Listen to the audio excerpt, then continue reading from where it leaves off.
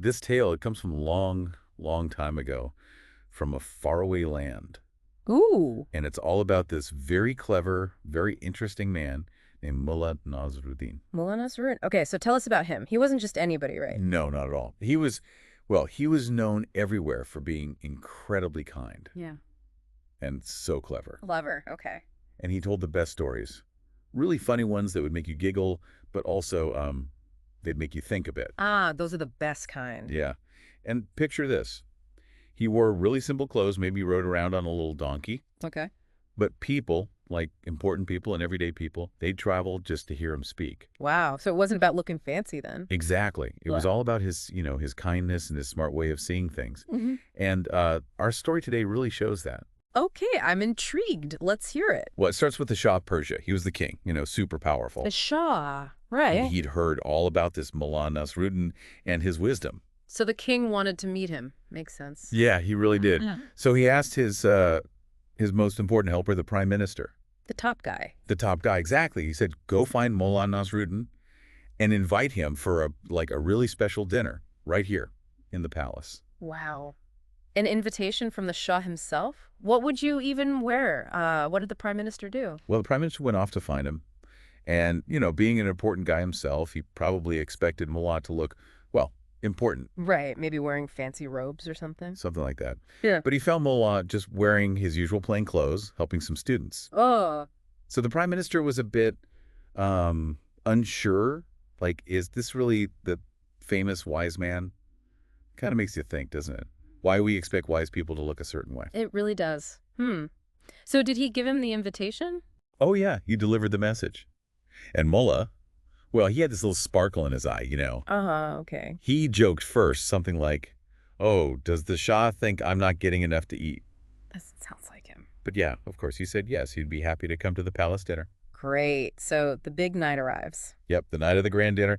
And all the other guests, dukes and counts and advisors. All dressed up. Oh, absolutely. Shiny clothes, jewels, the works. And they just strolled right into the palace, no problem. The guards let them straight through. Okay, so they looked apart. Exactly. Yeah. But then Mullah Nasruddin turns up In his usual clothes? in his usual, simple, everyday clothes. No. And the guards at the gate, they took one look, and they didn't recognize him at all. Oh, no. Worse than that, they actually, laughed at him. They thought maybe he was lost, or perhaps he'd come looking for a job washing dishes. Oh, that's awful. Just because of his clothes. Just because of his clothes, they absolutely refused to let him in. Can you believe that? That's so unfair. What did Mullah do? Did he get upset? He didn't. He was too clever for that. He just turned around and went away. Oh, but he didn't give up. Not Mullah. He went straight to the house of one of his students, a student who happened to be quite wealthy. Ah, okay. A plan is forming. Definitely. He explained what happened, and the student immediately helped him, got him dressed up in this amazing golden robe, Wow. put a tall, fancy turban on his head, and even gave him a donkey with, shiny silver reins. He looked like a prince. Okay, so now he looks completely different. What happened when he went back to the palace? Well, this time, completely different story. The guards let him in. Let him in. They practically fell over themselves bowing. Right this way, Your Excellency. They didn't even ask who he was. Just saw the clothes. Amazing. Just the clothes changed everything for them. It really did. It shows you something, doesn't it? Yeah. So he goes inside. He walks into the grand hall, and the Shah himself comes over. Big smile. Welcome, wise Mullah. We are so honored. Please come sit right here beside me. The best seat in the house. The very best. Oh. But then Mullah does something totally unexpected. What? What did he do? He starts taking off the fancy clothes, the beautiful golden robe, the tall turban. He takes them right off, No. In front of everyone. right there. And he carefully folds them and puts them on the empty chair next to the Shah. He put the clothes on the chair. Yep. And then he just turns around like he's about to leave the party. Whoa. What did the Shah say? He must have been so confused. Totally confused. The Shah said, wait, Mullah, where are you going? You're a special guest. Yeah.